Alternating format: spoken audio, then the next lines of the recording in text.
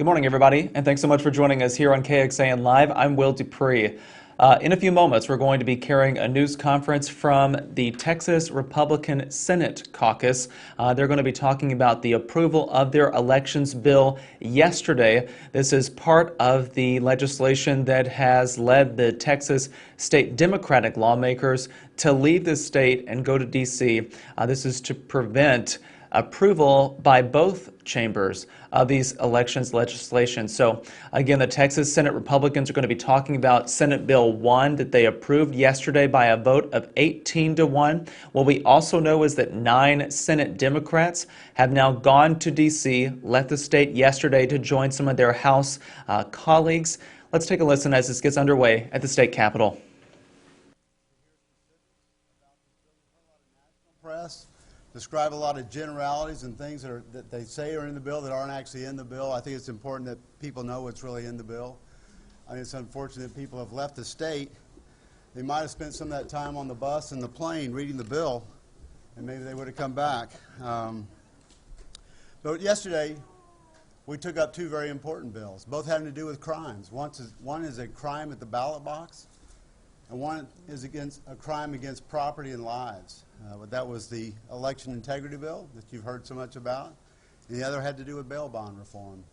And so we're going to have Senator Hughes and Senator Huffman here describing those just briefly. But the fact is, we can't continue on the process of really getting those done. The House cannot accept bills that we send over under their rules without a quorum. So the work we're doing in case they do come back. But as of now, they cannot accept those bills. So the work we're doing for the people of Texas is being wasted and squandered by people being out of this state who've chosen to break quorum. I find it very interesting they're talking about the democratic process when they have chosen to short-circuit the Democrat process, which involves elections, and then people get elected and they come up here and serve and they do their job. And that process has been short-circuited by people leaving by planes, trains, and automobiles. I don't know about any train. Mostly it was private jets, I think, and nice buses. Fortunately, they had something to drink along the way, so they weren't suffering too badly, based on the pictures that I've seen. But this is a tragedy, and it's a tragedy for the people of Texas, and it's an affront to people of Texas that people from Texas would go to D.C. and ask them to bring D.C. to Texas. How many of you think what's going on in D.C. works versus what we do here in Texas? It works. Our process works. Our state is thriving. The people of Texas are thriving. And guess what? More people are coming to Texas because what we're doing works. If they could leave D.C., they would do that as well. But they're coming to Texas because what we do works. And I don't think we want D.C. politics brought to Texas. And I don't think we want some of the things that are happening in D.C. brought here. So with that, I'd like to introduce Senator Hughes, the author of Senate Bill 1, who has actually carried this bill now on the floor, I believe, twice, and apparently we're going to get to do it a 3rd time if they don't come back before this session is over. So with that, I'd like to introduce Senator Hughes. The next up we'll have Senator Huffman, who is the author of Senate Bill 6, having to do with bail reform. Very important bail reform. People are dying at the hands of people who've been let out on bonds, very low bonds, numerous times, eventually ending up killing people and robbing and maiming other people. So these are very important bills. They're very important to Texans. And I would like to ask if Senator, where do you go? Senator Hughes, step up first, and then he'll bring up Senator Huffman, and we'll take questions at the end. Thank you very much. Thank you, Larry. Thank you each for coming. Anyone who says there's no voter fraud in Texas is telling a very big lie. I hope before you leave you'll look at the placards behind the members of the Senate, just a few of the documented cases of election fraud in Texas. One has to do with a case in my district in beautiful East Texas, where we have a county commissioner out on bail charged with voter fraud for mail ballot fraud. One of many cases around the state. So many times these cases are about paid political operatives who are trying to steal votes, trying to coerce voters, to intimidate voters, to get in between the voter and the ballot. This is about protecting voters. Sadly, it's our most vulnerable voters, the elderly, folks with limited English, that are most often preyed upon. And so this doesn't get missed. I'm going to share with you some sworn testimony very briefly from Ms. Cavazos. This is sworn testimony from a trial in Hidalgo County. And here's Ms. Cavazos testifying about the lady who she thought who she thought was helping her with her ballot. Ms. Cavazos says, well, she was going to assist me how to do those things because I didn't understand the machine. She started punching the machine. So I saw that she put it in favor of the team she was on. You didn't mark it? No, I didn't touch the poll at any time. And then what happened? I had the idea that she was giving me like a tour of how to do those things and that she was going to leave. So by the time I told her, okay, let me vote on my own, she said, no, you already voted. Sworn testimony, one of many cases in Texas where voters are being preyed upon by ballot harvesters, by folks who are trying to cheat for political and monetary gain. That will not be allowed in Texas. That's what Senate Bill 1 is about. Now, how is the law in Texas currently? Texas already has more in-person early voting than many, many states. You know this, but let's don't forget the president's home state of Delaware has no in-person early voting. I hear they passed a bill trying to be more like Texas. Even after that bill, they'll have fewer days of in-person early voting than Texas. New York has fewer days. New Jersey has fewer days. Texas offers weekend voting, offers extended hours to vote. Texas leads the nation in opportunities to vote. Those are the facts. Now, what does this bill do to further make it easier to vote in Texas? Under current law, on Election Day, if you're in line when the polls close, you must be allowed to vote. But did you know that that protection is not allowed to folks who vote early? And most Texans today vote early. So Senate Bill 1 says for the first time in early voting, if you're in line when the polls close, you get to vote, no matter how long it takes. What about getting off work to go vote? We've all had concerns about folks who work different hours, multiple jobs. What about helping them? In addition to weekend voting, Senate Bill 1 says this: during early voting, your employer has got to let you off work to vote. We've had that protection for Election Day, but never before for early voting. We're also expanding hours, making consistent across the state, and very important, under current law, many Texans have their mail ballots thrown out on technicalities. But under Senate Bill 1, for the first time, Texans will have a way to correct those errors so that their votes will be counted. Just a few of the ways this bill improves the process for all Texans. Again, we urge people to look at the provisions of the bill, not the national talking points out of D.C., but what is in the bill. That's what this is about. How much fraud is okay? None. How much suppression is okay? None. That's why Senate Bill 1 makes it easy to vote and hard to cheat. And we will stay here for as long as it takes and come back as many times as it takes to give these protections to every Texas voter. I'm now pleased to introduce Senator Joan Huffman to talk about an important public safety bill that will save lives. Senator Huffman. Thank you. Thank you, Senator Hughes, and thank you all for being here. And as Larry and Senator Hughes have said, this is critical that we get bail reform passed in Texas. I told my Senate colleagues yesterday, as I presented the bill on the Senate floor, that this was the fourth time that they had listened to me lay out this presentation and that many of them had voted for the bill. Why is this legislation important? Because throughout the state, we're centered and focused on Harris County because that's where the crisis is being exhibited now, but it will spread throughout the state, that individuals who are committing very violent crimes are getting out on multiple either PR bonds or very low bonds. This bill targets the violent, repeat offenders who are preying on our communities. I highlighted yesterday 5 murders. Now, when I say 5 murders, obviously that's horrible, awful, but you may think, well, you know, there's murders throughout Texas. I only highlighted those 5, and I named the victims because those are the 5 individuals who have been murdered since the House Democrat, with their antics at the end of last session, caused the last bail reform bill to die. Those 5 individuals were all murdered by defendants out on multiple bonds for felony offenses, the exact kind of people that we are targeted. Layla Steele, a young mother holding her 1-year-old child, shot multiple times, the child shot in the leg, by an individual who she had a protective order against, but was out on not 1, not 2, Not 3, not 4, not 5, not 6, but 7 felony warrants, felony bonds. 7. Does that not horrify you? It certainly should. And it should horrify the House Democrats who are languishing in Washington, showing us their selfies and their visits and their, whatever they're doing. I hope they think it's worth it. I hope they think it's worth the lives that are being cost. One of the provisions of the bill that I passed yesterday with a 2/3 vote would make, once the governor signed the bill, which I know he will create, some of the bill would go into effect immediately, and that would be the provision that would disallow judges from granting any type of personal bond to violent offenders.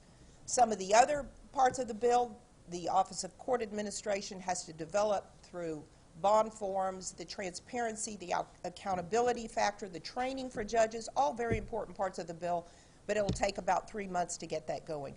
But there are critical parts of this bill that, if they take immediate effect, will make an immediate difference in the lives of Texans. And certainly that should be important to every legislator who has sworn to defend the Constitution and sworn to protect their constituents.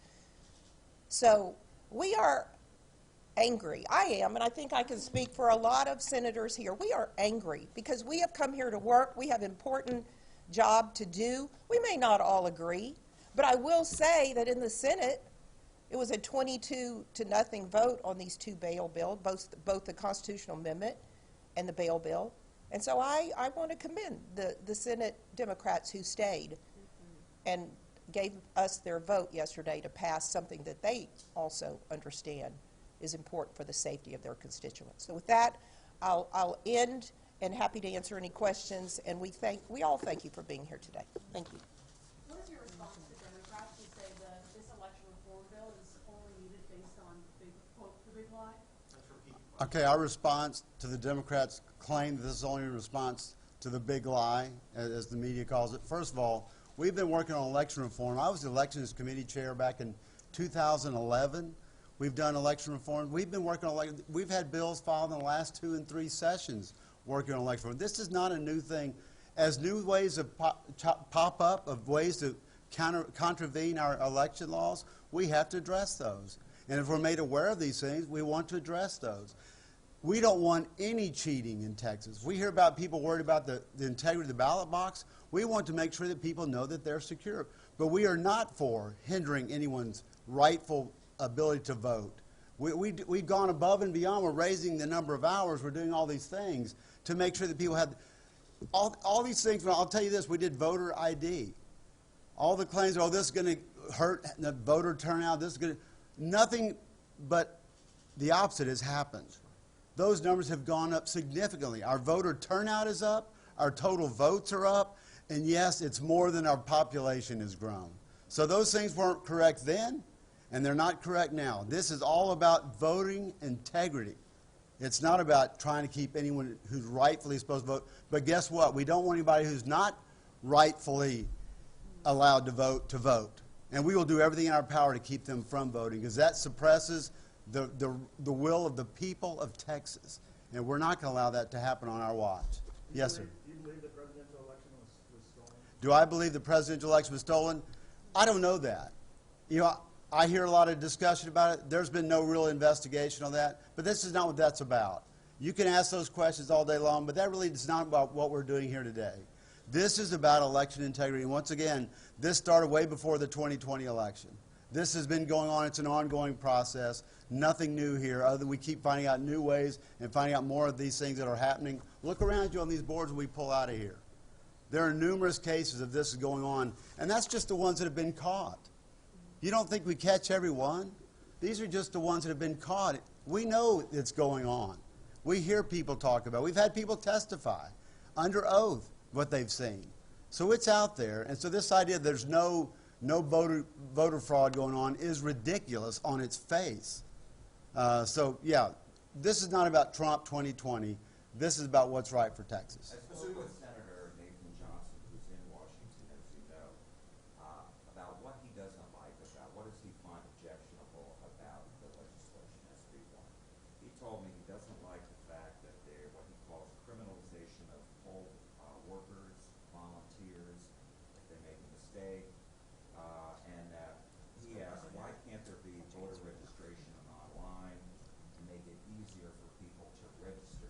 So real quick, Senator Johnson is pointing out some things he doesn't like in the bill. And those were not being able to register online, criminalizing poll watchers, Well, criminalizing employees. Yep, and criminalizing judges or volunteers. election workers then. Is that the two questions? I'll let Senator Hughes answer those. Mr. Chairman. We like Senator Johnson, smart guy, nice guy. He should look carefully at what is in the bill. The only new offense in this bill along those lines is for failing to admit a poll watcher. The law already says poll watchers have access. They can observe any activity going on except the casting of the ballot. It's already a Class A misdemeanor to inhibit their work in the polling place. What's added by Senate Bill 1 is saying if a poll watcher has been qualified and has their paperwork, you must admit them into the polling place. That's not too much to ask to follow the law. As far as online registration, Texas now has online voter registration for the first time as of just this year. That's something new. We are always looking for ways to make it easy to vote and hard to cheat. That was the last question. Thank you all so much. All right. Thank you all very much. Appreciate it. Short answer is he should be here.